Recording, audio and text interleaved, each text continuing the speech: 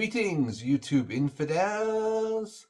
Okay, sorry about that. So basically last night I went to see Jeff Dunham in Cardiff and had a really good time. It was an absolutely brilliant show. Laughed from the first moment to the very last moment.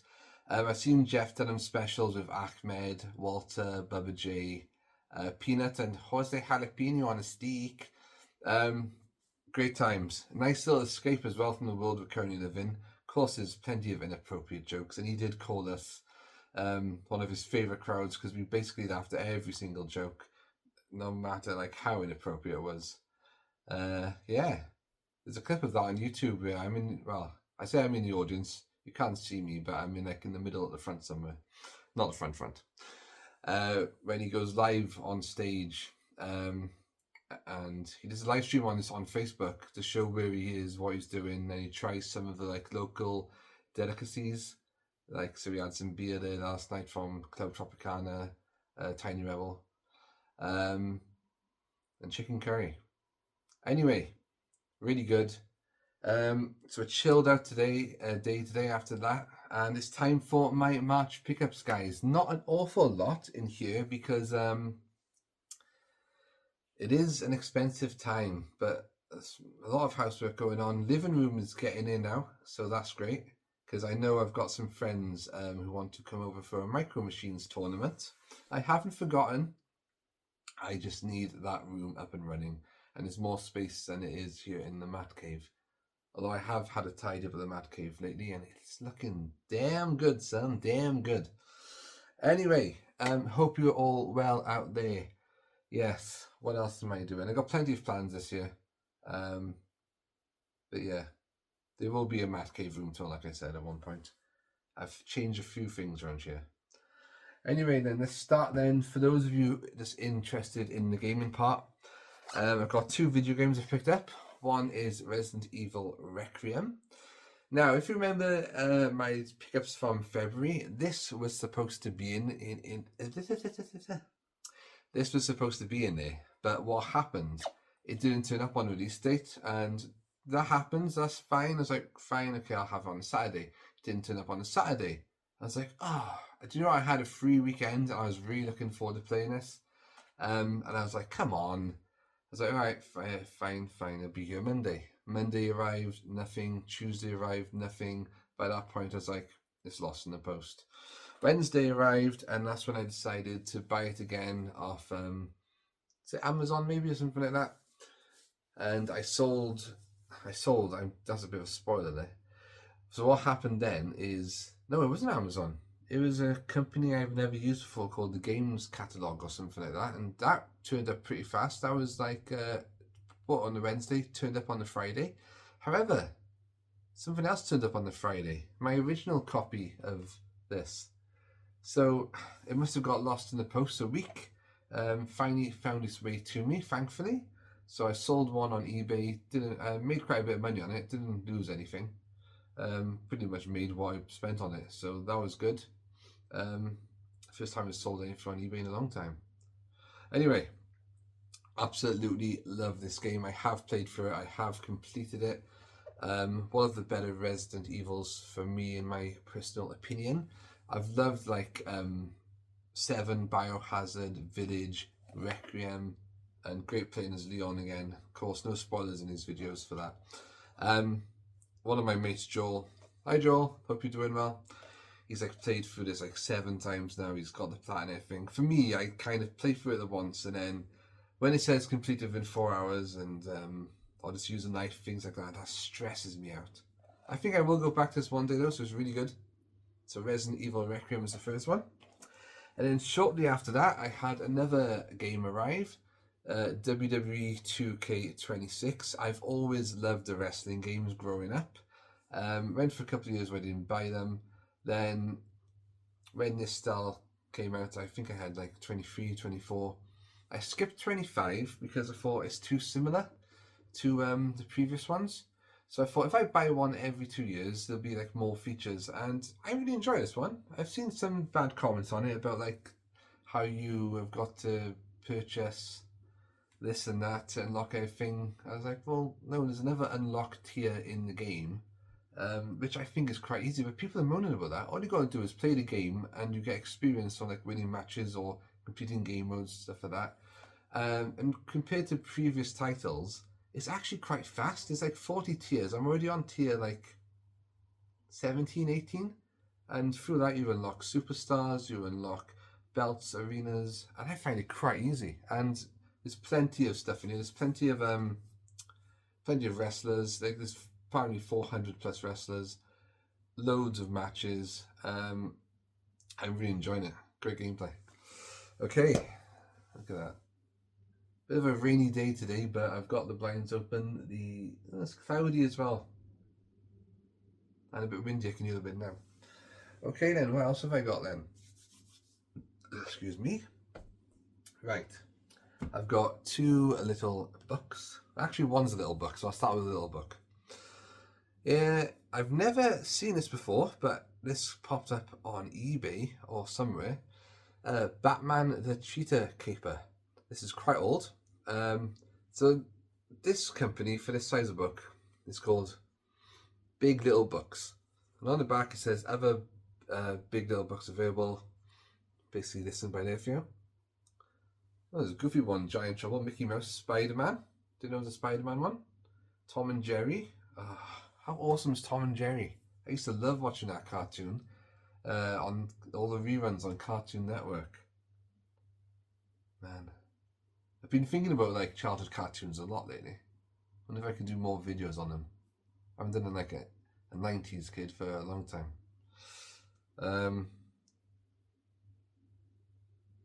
Yeah, awesome stuff. Anyway, so this is basically a storybook with pictures and writing. I think it's pretty much based on the Batman 66 version. So anything like Batman 66 related, I tend to buy. So that's cool. If I ever retire, maybe I'll do a Batman 66 themed videos one day, review the series. It's just too much. Not enough time to do everything these days. And you need to work for a living, don't you? And I've got the latest volume in Teenage Mutant Hero Ninja Turtles.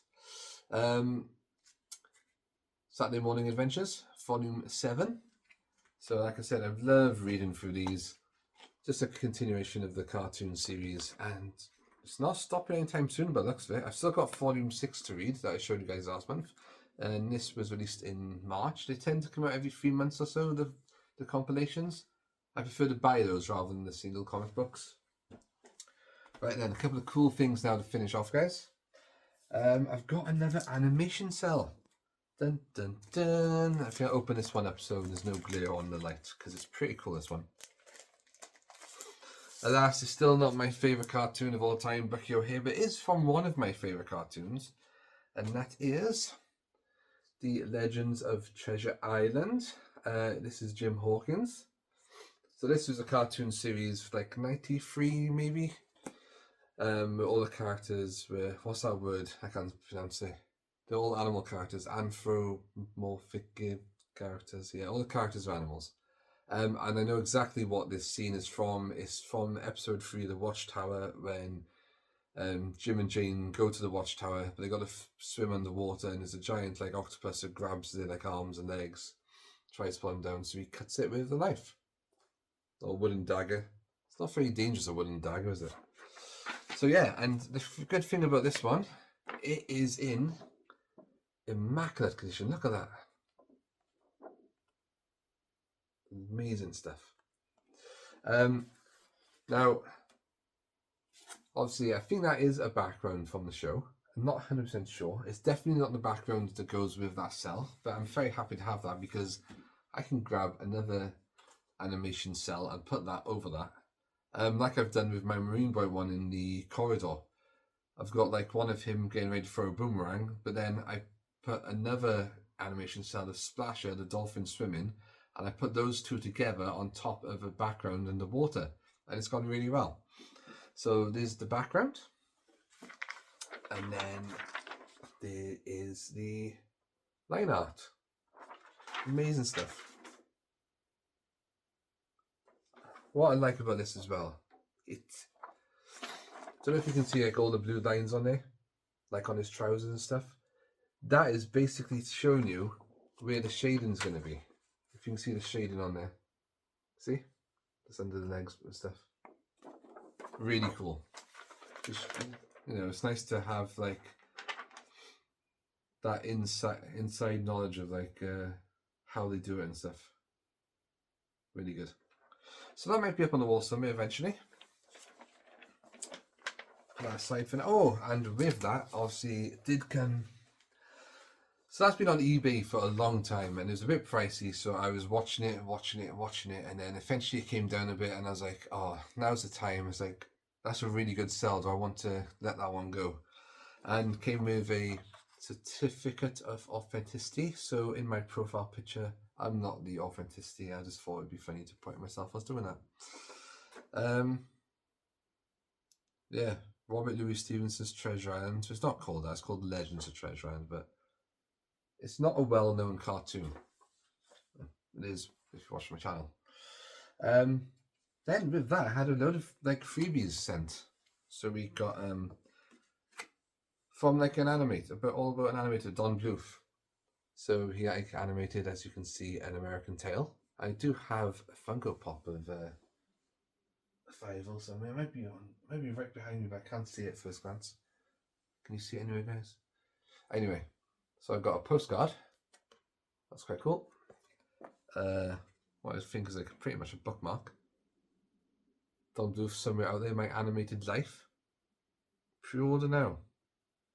Oh, it's releasing a book. I'm gonna have to get that. I've got a few like art books now and animators, and that might be an interesting read. Another postcard from Don Bluth Studios. What did I say? Yuki, Star of the Sea. I'm not familiar with that. Do not know what that is.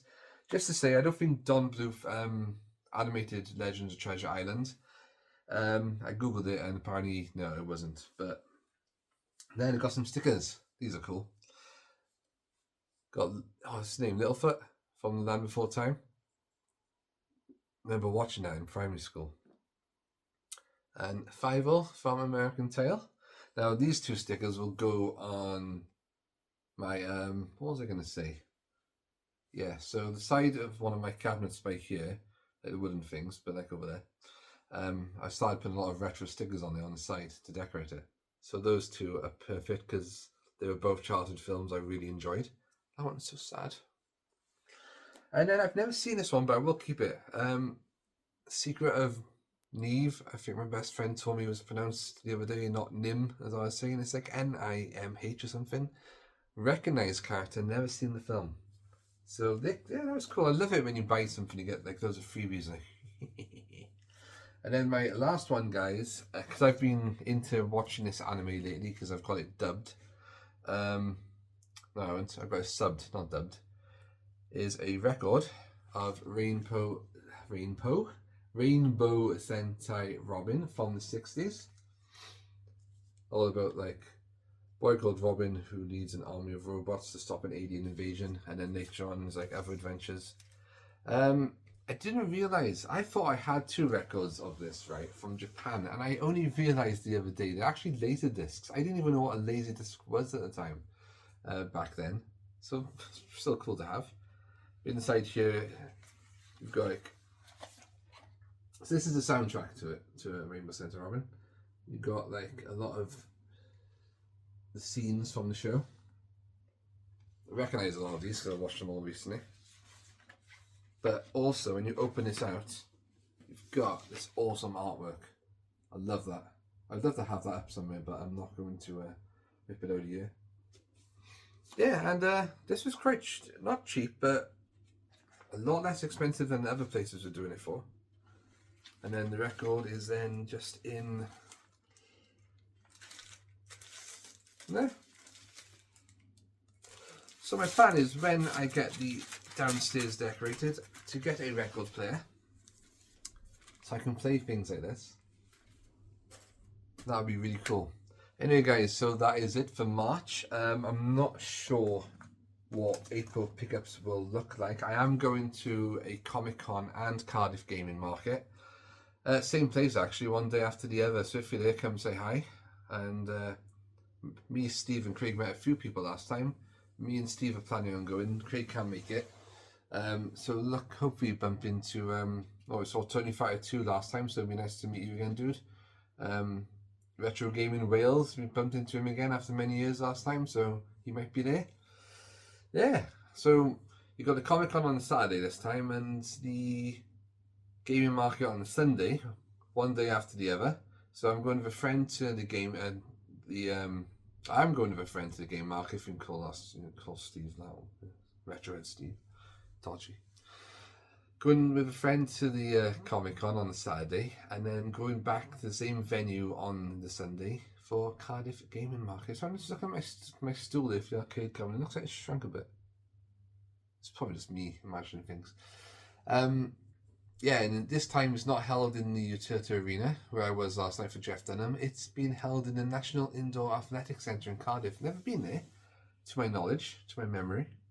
Anyway, so yeah, not sure what April pickups will look like, because I'm trying to save a lot of money now, because the expense on the house is going up a bit. But if I see something rare, I will have to pick it up. And if I'm going to the con and the gaming market and I saw something there, it'd be a bit of a shame to leave it, wouldn't it? Okay, anyway, thanks for watching as ever, and you know what's coming next. Boom. See you soon.